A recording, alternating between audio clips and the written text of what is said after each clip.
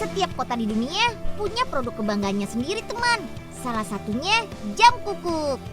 Iya, jam yang ada burungnya dan bersuara kukuk, kukuk.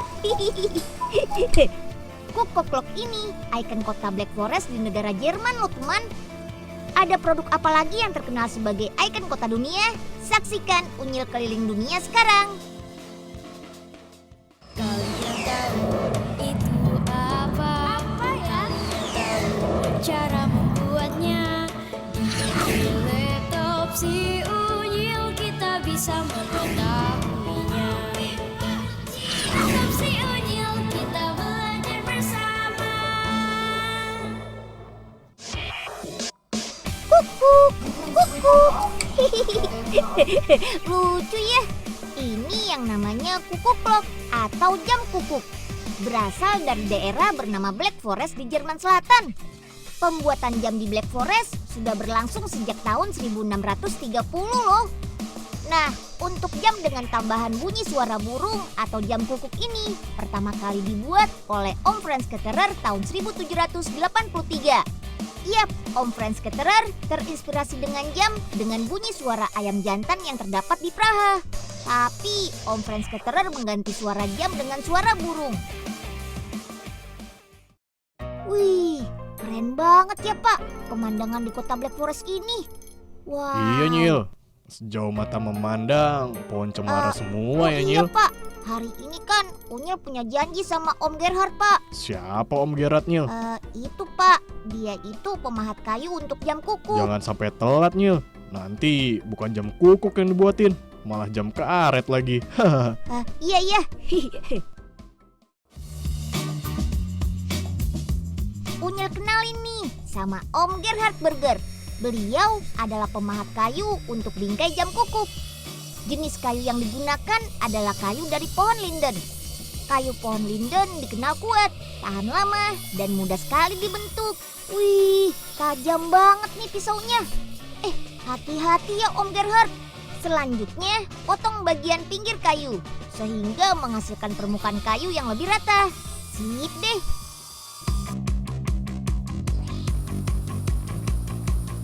Sekarang potong kayu menjadi 3 bagian.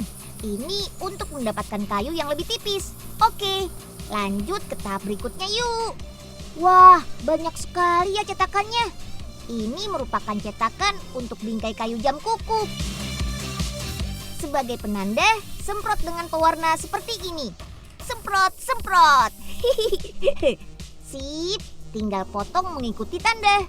Setiap hari sekitar 100 potong bingkai mampu mereka hasilkan loh. Tapi ini belum selesai.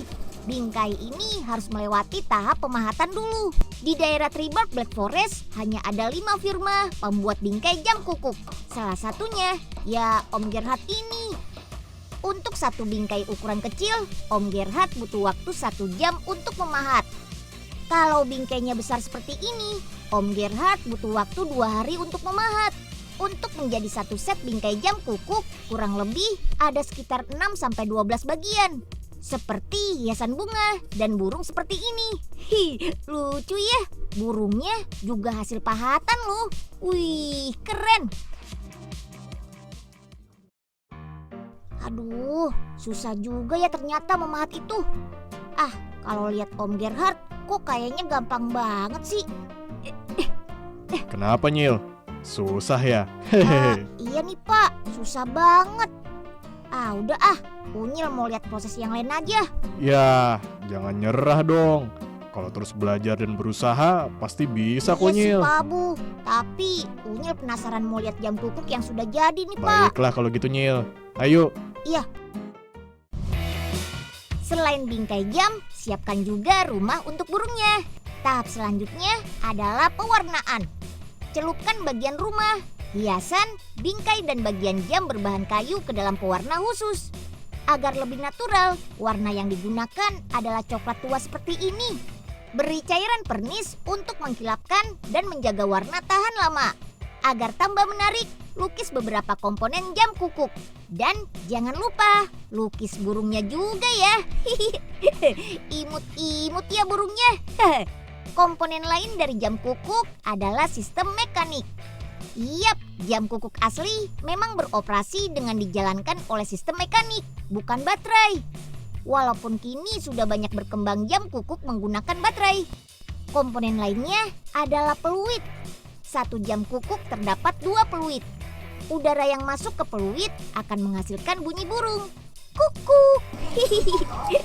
Peluit panjang akan menghasilkan bunyi kukuk rendah, sedangkan peluit pendek akan menghasilkan bunyi kukuk yang panjang.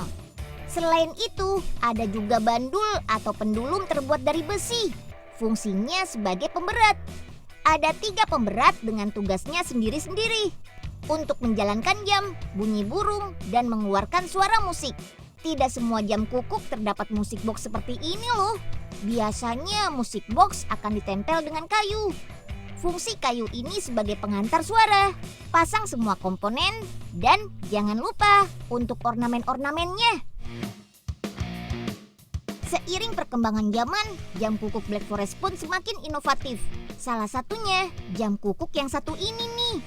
Pada jam kukuk ini terdapat panel surya yang tertempel di atap rumah.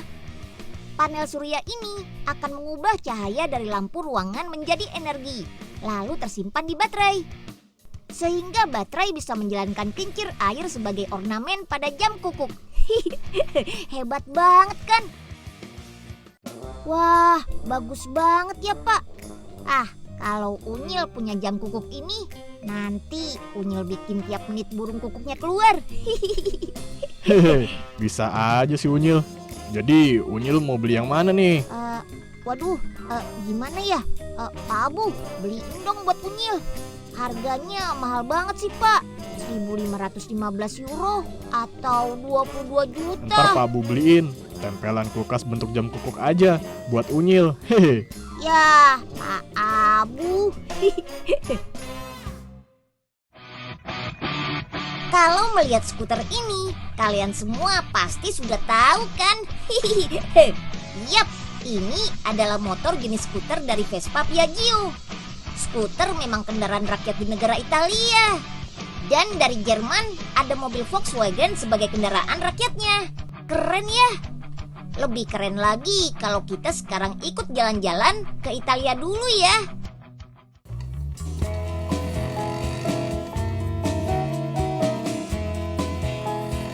Naik Vespa keliling kota sampai kota Roma. Di jalan-jalan kota besar seperti Roma dan Milan, pasti kita akan bertemu dengan pengguna skuter. Lihat saja tempat parkirnya, selalu penuh dengan skuter. Menurut mereka, skuter lebih efektif dipakai di kota besar, apalagi untuk melintasi jalanan yang biasa macet. Ternyata macet nggak cuma punya Jakarta saja loh. Yap, betul. Skuter memang kendaraan rakyat masyarakat Italia. Di samping nyaman, harga skuter ini juga termasuk ringan di kantong. Menurut warga Italia ya. Perlu kalian ketahui nih, Italia adalah salah satu negara pembuat skuter yang terkenal di seluruh dunia. Dan di Indonesia, si skuter ini cukup terkenal sejak puluhan tahun yang lalu. Gak percaya? Coba tanya ngkong kita dulu.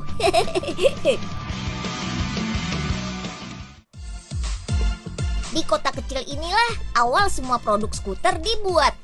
Di sini kita juga bisa melihat beberapa koleksi skuter yang diproduksi di Piaggio. Mantap loh! Pembuat pesawat terbang, baik pesawat untuk penumpang maupun pesawat tempur. Tapi ketika terjadi Perang Dunia Kedua, Italia hancur, termasuk pabrik Piaggio. Nah, setelah Perang Dunia Kedua, tahun 1946, Piaggio mulai bangkit kembali. Dipimpin oleh generasi kedua Piaggio, yaitu Enrico Piaggio. Usaha pertamanya adalah membuat kendaraan bermotor untuk memudahkan transportasi pasca perang. Seorang desainer bernama Corradino Diaz-Canio menemukan desain kendaraannya. Terinspirasi dari bentuk tawon dengan 2 antena dan perut atau bagian belakang yang lebar. Akhirnya muncullah konsep Vespa. Vespa adalah bahasa Itali yang artinya tawon.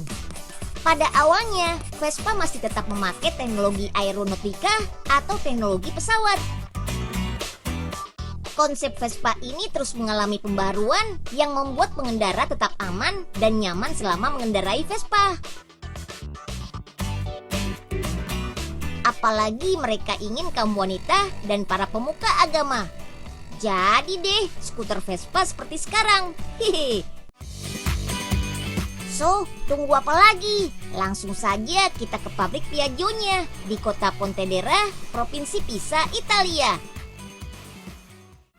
Wih, Pak Raden, itu ada yang naik skuter baru tuh. Iya, anak Unyil.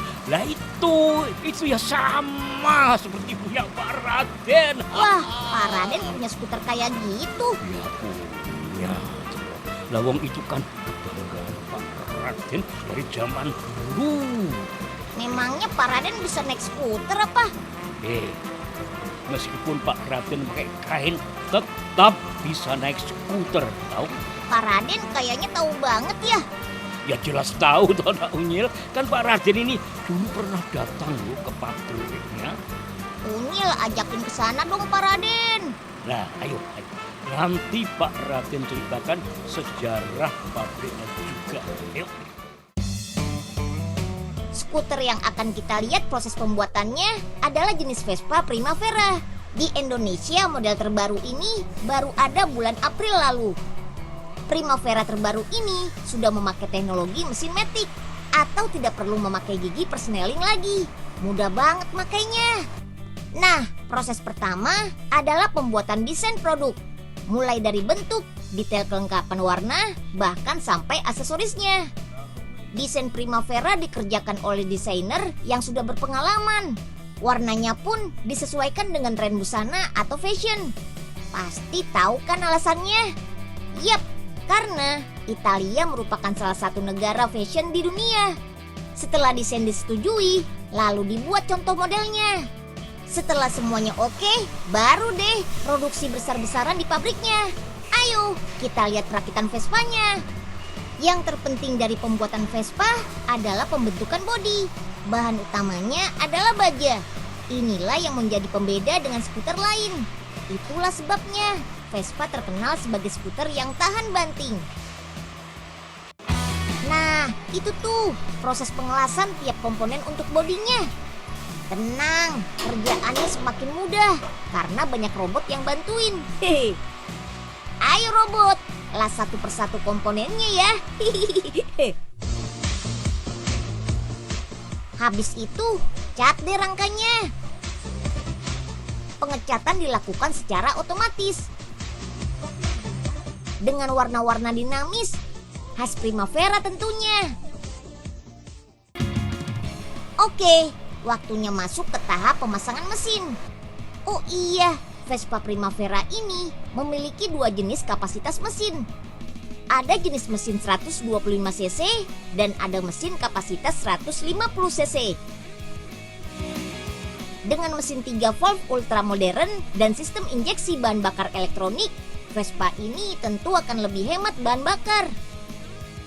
Lanjut, selanjutnya pasang mesin dalam bodi Vespa. Harus teliti ya. Karena kalau sampai salah menyambungkan, mesin tidak akan menyala, bahkan akan merusak bagian yang lain. Wah, itu keren-keren ya Pak Raden Vespanya. Ya tentu, Nak Unyil. Warnanya memang dibuat cerah. Karena apa? Karena pada zaman itu disesuaikan dengan gaya anak muda. Tuh. Berarti zaman Pak Raden muda dong. Iya, Nak Unyil. Dulu ya, zamannya Pak Raden masih sekolah di Belanda. Juga sudah biasa loh naik Vespa. Wah, Pak Raden hebat ya. Ya harus gitu. Kamu juga ya, kamu harus belajar supaya bisa kayak Pak Raden. Ayo, kita lihat dulu yang lain lagi ya.